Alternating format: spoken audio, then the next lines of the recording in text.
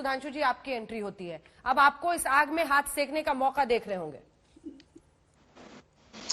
देखिए, जो पार्टियां एक या दो जाति की राजनीति करती है, एक दो समाज की राजनीति, उनके लिए यह मौका। ऐसे अभी अतुल जी ने कि समाजवादी पार्टी जीतने की क्षमता के अनुसार वोट दे रही है। कैराना पर आपकी पार्टी के नेताओं का बयान क्या है सर?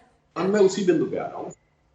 सुनिए अंजना जी, इनको कैराना में नाहिद हसन और सहारनपुर में मुहर्रम अली पप्पू जैसे ही लोग जिताऊ नजर आते हैं। यानी अभी अखिलेश जी बोले थे कि असंतुष्ट भाजपाइयों के लिए अब रास्ते बंद है, दागियों और दंगाइयों के लिए सदा सर्वदा खुले रहेंगे।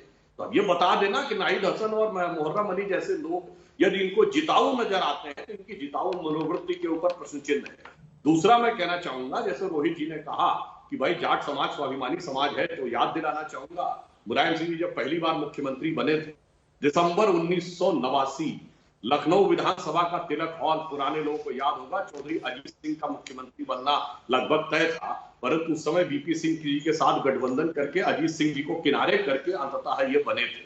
और चौधरी साहब की विरासत की बात कही, चौधरी चरण सिंह जी को मुख्यमंत्री बनाने में तत्कालीन जनसंघ का सबसे बड़ा रोल था। 97 विधायक हमारे थे जब संयुक्त विधायक दल की सरकार में चौधरी साहब बने थे मुख्यमंत्री, और चौधरी साहब को प्रधानमंत्री पद के ऊपर धोखा कांग्रेस ने दिया। तो ये दोनों दल वो हैं जिन्होंने चौधरी साहब की विरासत के साथ धोखा किया, और उससे बड़ा धोखा ये किया कि हाल ही के किसान आंदोलन को भारत के इतिहास का सबसे बड़ा आंदोलन बताया। यानी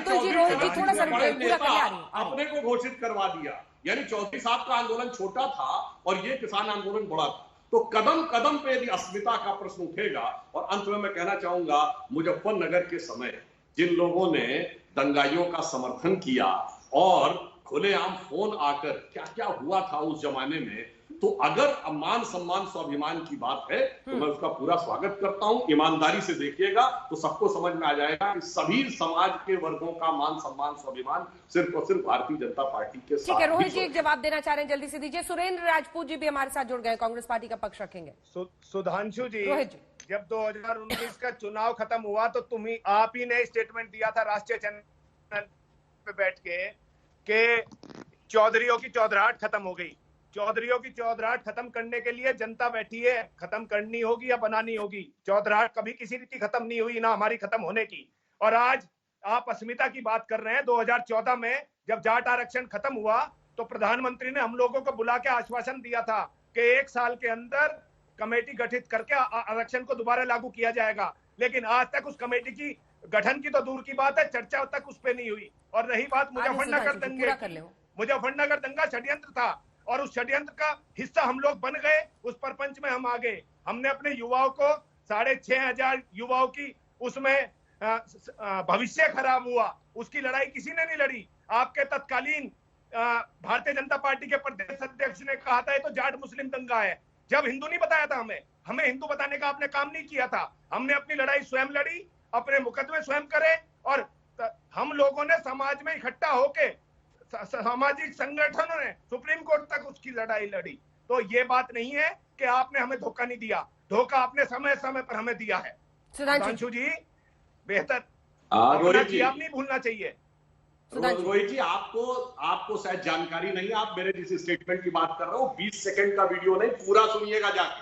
मैं पूरा स्टेटमेंट दोहराए देता हूं। 2019 के बाद मैंने क्या कहा, उत्तर से दक्षिण तक मैंने कहा परिवार के सारे लोग चुनाव हार गए। महबूबा मुफ्ती, हुड्डा, अशोक गहलोत जी का बेटा, मैंने कहा अखिलेश यादव जी। अरे पूरा सेंटेंस सुनिए भाई, मैं चुनौती से कह रहा हूँ। हाँ मैं सुन, मैंने क्या बोला, मैंने कहा उत्तर प्रदेश में दोनों बड़े चौधरी और छोटे चौधरी। अरे भाई पूरा बात। रोहित जी मैं आपको मौका दूंगी इसके बाद। रोहित जी मैं आपको मौका दूंगी, एक बार वो बोल लें। उत्तर प्रदेश में बड़े चौधरी और दो छोटे चौधरी, यानी जयंत चौधरी और अजीत चौधरी।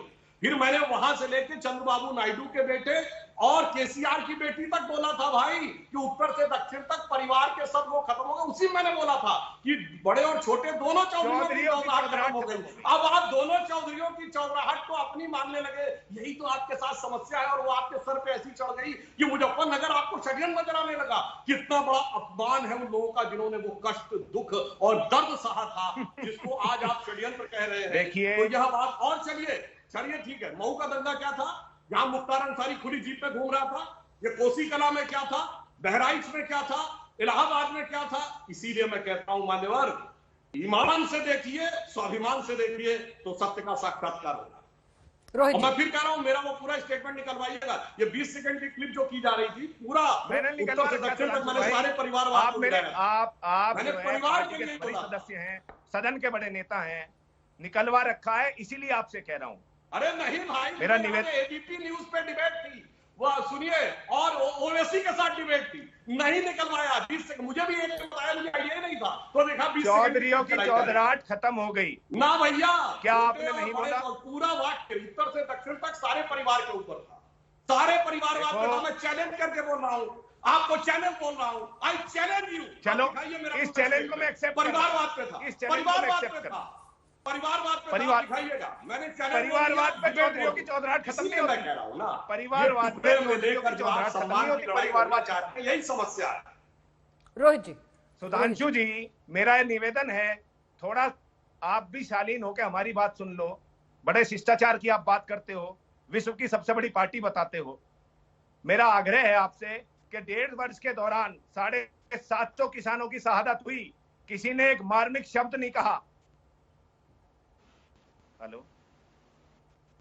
हेलो, सुन रहे, आवाज आ रही है रोहित जी? हाँ जी, हाँ जी, मार्मिक शब्द नहीं कहा। अगर कानून सही थे तो हटाए क्यों, और सही नहीं थे तो लाए क्यों? देखिए, 1.5 वर्ष में किसानों की जो हालत आपने की है, 14 दिन में गन्ना भुगतान करेंगे।